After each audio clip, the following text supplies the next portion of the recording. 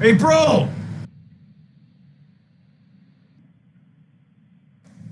What's your question? My question is, what the hell? I'm satisfied. And you were my purpose.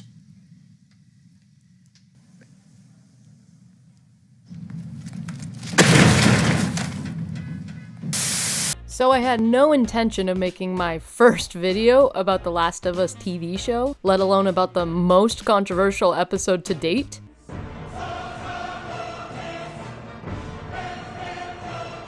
But dang it, I can't stop thinking about this episode. It's infected and consumed my brain in a similar fashion to the cordyceps virus, and I have to spread it out into the world, much in the same way as the zombie that had a makeout sesh with Tess. Much like most millennials addicted to the interwebs, I tend to turn to the World Wide Web to see what everyone else's opinions on a subject are in order to validate my own. And overall, the episode has had a huge positive response about how heartbreakingly beautiful the episode was, and how it was such a good deviation from the source material. And the negative criticisms are kind of in the minority. Because there's no denying that the story between Bill and Frank was masterclass character writing, elevated by the performances of Nick Offerman and Murray Bartlett. Which I never would have thought that the guy who does this What's a not gay way to ask him to go camping with me? could be capable of this. I was never afraid before you showed up. I feel like a crazy person, but I can't deny that the episode left me dissatisfied, both as someone who loves the game, and yes, I said game, singular, and who has loved episodes 1 and 2 of the show. It was the same dissatisfaction I felt when Arya subverted our expectations and killed the Night King. The ending of the episode just left me being like, that's it? Really? Now, I'm no professional reviewer, just a half-professional engineer who loves storytelling and goofing on it, but mainly I just want to provide a mostly objective look at why this episode really isn't as great as everyone says. I know, so brave. Stunning and brave. Now, obviously I bring in a little bias because I've played the game before, and like everyone else, fell in love with the characters. As I've watched the show each week, I've been replaying the relevant parts of the story beforehand so I can catch the little Easter eggs and see what changes they introduced to the show along the way. And as I was playing Bill's chapter, I remembered just how short the Bill portion of the game was. Like it probably lasted only an hour, and the actual interaction time with Bill was less than that. But his salty curmudgeon attitude is what cemented him in every fan's heart forever. Also, side note, I don't know what everyone means about Bill being strongly implied to be gay in the game. My totally real boyfriend says it's completely normal for straight guys to read magazines like this all the time. Right? Right. So a little tangent before diving into the weeds of this. But if you're someone who has played The Last of Us, then you know that one of everyone's favorite game mechanics are the little notes you find scattered around the game as you travel the country. They're like a spice that adds more flavor, more context to the world you're exploring. World building, as it were. Notes about loved ones being separated, people documenting their dying breaths because they've just been infected, and other tragic stories like that. Hope you're out there thriving-ish. And the HBO show has taken this concept to the next level, with episodes 1 and 2 having their cold opens take place in the pre-outbreak time, and giving us short yet effective scenes that flesh out the world more and add deeper context. But that's what makes them so effective. They're a short yet powerful gut punch that knows not to overstay its welcome. You heard me? Go on! It's kind of like how the intro of Up struck an emotional gut punch to the heart and successfully made everyone cry. I bring Up because I've seen people compare Bill and Frank's story to the intro scene in Up since it hits the same emotional chord. And while I would agree with it being in the same vein as each other, I think there's a fundamental difference between them. Up achieved in 10 minutes without words what took episode 3 an hour to do. Up's intro provides character motivation for Carl and makes his story far more impactful. And overall, the intro scene justifies its existence. And that's my main issue with this episode. There's just no getting around that the story between Bill and Frank completely overstays its welcome. I'm sorry, sir. It's time for you to leave. Now truly, I think as a self-contained narrative, this is an incredible love story about learning to care about someone when you've only ever focused on protecting yourself and surviving. And I know this because this was hammered over my head in Bill's note at the ending. I used to hate the world, and I was happy when everyone died. But I was wrong, because there was one person worth saving. Which makes sense because Neil Druckmann does not understand the art of subtlety. I know Craig Maizen has the writing credits for this episode, but Neil is the credited co-writer of this series, so he obviously was a main contributor as well. So I'm gonna blame it on him. And frankly, get it? I was all in for the first half of the episode, except for that scene with Ellie with the clicker in the beginning. As we saw in the beginning of this episode, she's a 14-year-old girl with a sadistic streak. Ah, yes she is. But that's a different topic for a different day. I think it was physically impossible to not have a grin on your face when you see Bill all alone once everyone has left town, and him just reveling in it. Like this was his literal dream come true. Fresh air, real weapons, an honest kill. There is no substitute for the real thing. Establishing him as this survivalist who's been preparing for this his whole life, but who has failed to let anyone in, made him a very compelling character, and set up his arc extremely well. The intro scene with Frank completely sold me on their relationship. I loved their dynamic, with Bill being the gruff protector that keeps the house safe, and Frank being the warmth that makes the house a home. This dynamic is in stark contrast to Frank in the game. If you don't know, in the game, Frank leaves Bill because he wanted more out of life than staying in the town with just Bill, and Frank ends up getting bitten and killing himself to avoid turning. In his suicide note, Frank tells Bill he would rather be dead than spend another day with him. So it was nice to see the showrunners turn this into a positive relationship, but as I was watching the episode, I kept waiting for Frank to die or to leave so that we could pick up Bill's story with Joel and Ellie, and I kept waiting, and waiting, and waiting. And then at one point, I honestly forgot I was watching The Last of Us. And when we finally reached the part where Frank tells Bill how his last day is gonna go down, I was thinking, oh, it's gonna flash forward to Frank dead, and then Joel and Ellie are going to arrive to a heartbroken Bill. And then we proceed to live out Frank's last day, and I was like, okay, I guess we're gonna see every moment of this last day. And then Bill gives Frank the wine with the medicine in it and tells Frank that he also drank enough medicine to kill himself. And I was like, oh, he's probably lying to make Frank feel less alone, or he's gonna survive and Joel and Ellie will find him, and then the beginning of the next episode will be their adventure. And then when Ellie found Bill's suicide note, I just thought, Okay.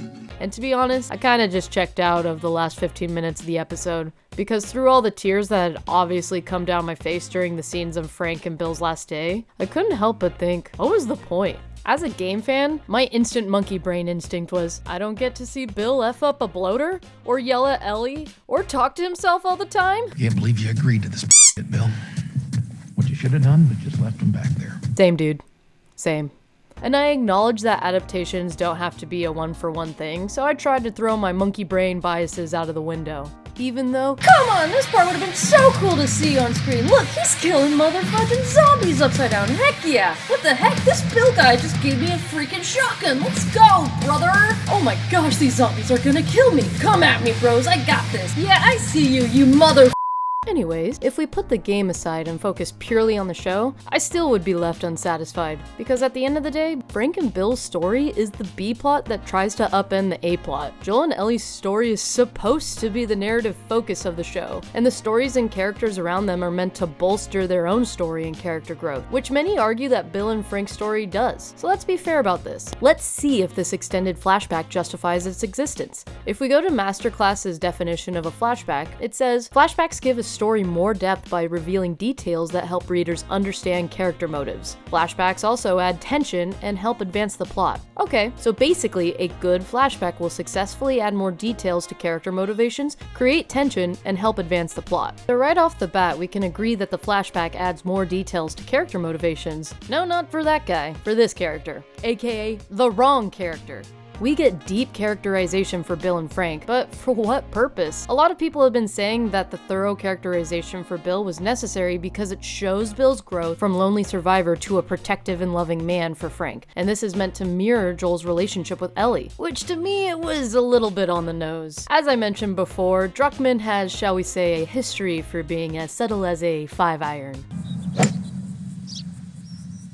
Like, it also doesn't make it any secret that Frank is supposed to mirror Tess and Ellie. And to that, I would counter, why not just show that deep characterization with Joel and Ellie? What's the point of showing me the same story twice? Also, if including Bill and Frank's story was a hill the showrunners would die on, then at the very least, it should be acknowledged that it had no right taking up 75% of the episode's runtime. It would be one thing if this was an anime like Naruto, where entire episodes are dedicated to random side characters' backstories, but Naruto is hundreds of episodes long with so many filler episodes. The Last of Us is 9 episodes. We don't have time to jump into an anime filler arc, especially at episode 3 when we're still pretty early on in the show. We've only just gotten introduced to Joel and Ellie, you know? The relationship we're supposed to be investing in, and then the show thinks it's a good idea to barely show them in an episode? It's a bold strategy, Cotton. Let's see if it pays off for him. Next, a flashback is meant to create tension. This usually arises from the audience having more information than the main character, and then that tension comes to a head when the main character finally becomes privy to that information. But really the only way this flashback accomplishes that is when we, the audience, know that Bill and Frank are dead and Ellie and Joel don't. But that doesn't really result in any tension because it doesn't have a huge impact on our main characters. Why would it? Ellie and Joel don't give a crap about these characters that we just witnessed share a fulfilling and meaningful life together. In fact, they're never going to give them a second thought. Where'd you get these? From Bill. He's dead. Finally, a good flashback ultimately advances the plot, which this flashback absolutely does no such thing. Bill's role in the game is he's a guy that has done business with Joel and Tess in the past. Joel decides to call in some favors and have Bill help him to procure a car. Bill helps you to do this and then helps you go on your merry little way. Bill's main role in the plot was to get Joel a car, which he does in the show by just leaving all his stuff to Joel when we hear his suicide note, and conveniently leaves the key to the car in the note. Why would he know he would need a car? That doesn't make sense. So basically, none of that flashback mattered. It's just that life is pointless and nothing matters, and I'm always tired. We just got deep characterization for Bill, which is meant to pass as characterization for Joel because Bill and Joel are one and the same. But can I add, this is just repeating in a much longer way what Joel just learned from a now dead person, aka Tess. I am of course referring to Tess telling Joel to save who you can save. Also, side note, why did Tess tell Joel to bring Ellie to Bill and Frank? In the game, the plan was to take Ellie to Joel's brother Tommy since he was a Firefly. But like, what's our favorite gay uncles Bill and Frank gonna do with Ellie? Why would they take her off of Joel's hands? It's not like they're gonna take her cross country. I don't know, it seemed dumb to me, and the only reason I can think they did it is because they wanted to mention Bill and Frank before their appearance in the next episode so you, the viewer, can be like, that's who they were talking about. So I guess Joel needs it literally spelled out for him in a suicide note as well that he has to be a protector. It's kind of funny because all the literary tip websites I'm using to learn about flashbacks all say in some form or another that a big no-no of flashbacks are using flashbacks for atmosphere without any plot-related payoff, and to keep flashbacks brief as you only want to make it long enough to provide the necessary information because less is more. Go on, scram! After I finished watching the episode, I lay awake for a while, thought about how this episode could be improved in my opinion. And that's not to say I'm a professional or presume to be better at the craft of storytelling than Craig Maizen. I think he's brilliant. I mean, look at freaking Chernobyl or the first 2 episodes of The Last of Us. Heck, episode 3 has phenomenal writing, but it's misdirected because I think the side characters have been getting such good treatment. I mean, look at Bill and Frank, Tess, Sarah, whereas I feel like Joel and Ellie have been lacking. If anything, they're actively ruining her character in favor of showing her supposed darker side to foreshadow Last of Us Part 2. You don't want to be like this. This is disgusting. So yeah, I think it's fine to keep the episode largely the same up to the point where the Raiders attack. The strawberry scene previously has Bill telling Frank that he was never afraid before. So why not in the Raider attack not have Bill get shot, but have Frank get shot? And while we're on the subject, have Bill take some freaking cover. The dude is not an idiot. Who would be shooting in the middle of the road? Oh my God, bro. Oh, hell no, man. And if Frank were to get shot, it wouldn't be the tired and overdone trope the show played into, which is person is shooting people and completely owning others, but then their party member distracts them, resulting in the person getting shot. Who could have seen this coming? Nah, in my version, the raiders actually break through, and Bill gets cornered, but Frank saves him, only to get killed by another raider. Frank would die, and Bill ends up burying him in the hole that he found him in the day they met, which when I was first watching the episode, I thought it was naturally building towards this result. I don't know, kinda seemed obvious to me, but you know, what do I know? Now you have Bill, a bitter old man who lost the love of his life. So basically it's the bitter old Bill we meet in the game, only now we completely empathize with him. So maybe Joel and Ellie get there and ask Bill to hook them up with a car, and maybe he says no initially because he's reverted back to his initial setting of I hate everyone. But then he sees the way Joel interacts with Ellie. In the games, Joel collects Ellie's favorite comic books and gives them to her. So maybe Bill sees Joel finding one of these comics in Bill's house and Joel goes out of his way to give it to Ellie. Joel might not realize it, but Bill was softened enough by his time with Frank that he sees that Joel has begun to care for Ellie. So this makes Bill decide to help. And let's say the battery for Bill's truck got wrecked when the raiders broke in, so they can still go on a mini adventure to scavenge one. We get to finally see Bill go all sicko mode on some infected, which is what I was looking forward to most when I heard Nick Offerman got cast. But again, gotta throw my monkey brain out. And maybe introduce a bloater at this stage, like in the original game. Now, all of this to say, if you enjoyed the episode, great. As a self-contained story, I loved it, because we can all agree. If you don't believe in love, what's the point of living? But some of the arguments that justify this episode's length and lack of plot progression is honestly baffling to me. Like, Bill's journey from surviving to finding something to live for is a central theme of The Last of Us. Sure, I guess. But you know who else has the same journey? Freaking Joel. At the end of the day, a person doesn't read a book or watch a movie or play a video game for a story's themes. Sacrificing the plot and overall narrative for the sake of hammering home the theme is usually not a great way of storytelling. What makes The Last of Us game so good is how nuanced it is. You don't need to have things hammered into your head. It's through Joel and Ellie's interactions with the various people they meet that they grow and learn to care for one another. Speaking of tell not show, another reason people say this episode helped the plot forward is because Bill's letter is what motivates Joel to continue to protect Ellie. And to me, this is just dumb. It's just dumb! Or maybe Joel in the show is just dumb and he needs people to keep spelling things out for him. Because as I mentioned earlier, Tess was just telling Joel to save who he can save, and now in the next episode, we have Bill telling Joel that men like them are meant to protect the people they care about, and God help any mofos who stand in the way. Do you get it? Joel is gonna protect Ellie. That's his daughter now. And it's just starting to feel disingenuous because now it's other people motivating Joel to protect Ellie. I like Joel's interaction with Bill in the game, where Bill is basically telling Joel that caring for people is how you get yourself killed. But I love the subtlety of Bill's character because he says one thing, but the heartbreak that comes through when he talks about his partner Frank, who he's just friends with, who left him, shows you that he really doesn't desire to be alone, that he misses Frank, that he's trying to convince himself that this is for the best. And in that way, we see that Joel is similar to Bill because he's a survivalist that only sees Ellie as cargo. Your cargo.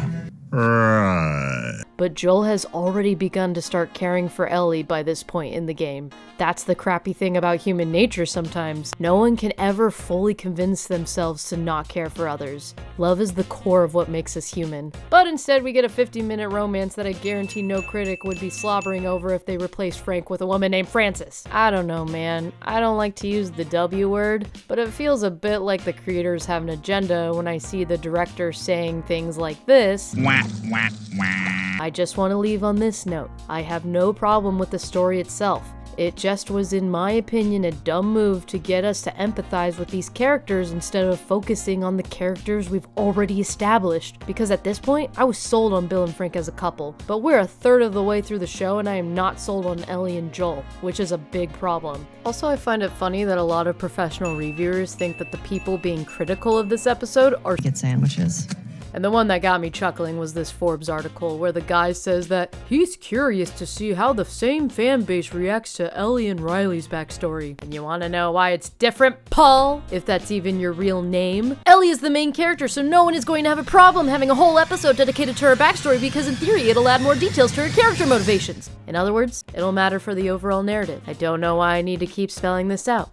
I think there's people legit being homophobic out there, and it's dumb that people are review bombing this episode, but it's also dumb that people are giving it 10 out of 10s. Both sides are dumb, but I'm gonna go out on a limb and say the legitimate homophobic people are in the minority. I think the people who have actual criticisms with the episode probably have the same points as me. I'm looking at you, The Last of Us 2 subreddit, as you guys look for your towels.